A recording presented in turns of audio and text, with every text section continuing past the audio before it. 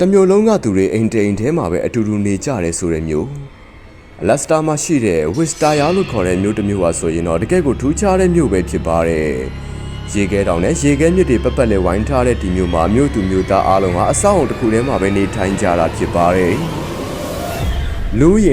292မှ2ယောက်ထိရှိတဲ့ဒီမြို့မှာ14တက်အဆောက်အုံတစ်ခုပဲရှိပါတယ်မြို့သားတွေအားလုံးဟာဒီအဆောက်အုံမှာအတူတူနေထိုင်ကြတာဖြစ်ပါတယ်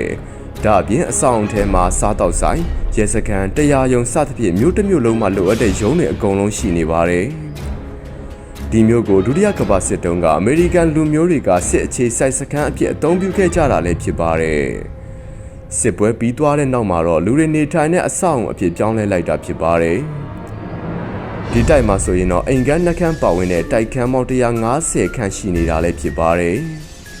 တိုက်ရဲ့ပုံစံကတော့မျိုးပြတွေမှာမြင်နေကြတိုက်တွေနဲ့အတူတူပဲဖြစ်ပါတယ်။လူအများစုကတော့တမျိုးလုံးအဆောက်အုံထဲမှာနေတာကတော်တော်ထူးဆန်းတဲ့အရာလို့အင်တာနက်ပေါ်မှာပြောဆိုခဲ့ကြပါတယ်။ဒါပေမဲ့အဲ့ဒီနေရာမှာနေထိုင်တဲ့အန်နာဆိုတဲ့အမျိုးသမီးကဒီလိုနေထိုင်ကြတာထူးဆန်းတာမဟုတ်ပဲအပွဲအကြောင်းအရာတစ်ခုသာဖြစ်တယ်လို့ပြန်ပြည့်ဖြေကြားရှင်းလင်းခဲ့ပူပါတယ်ခင်ဗျာ။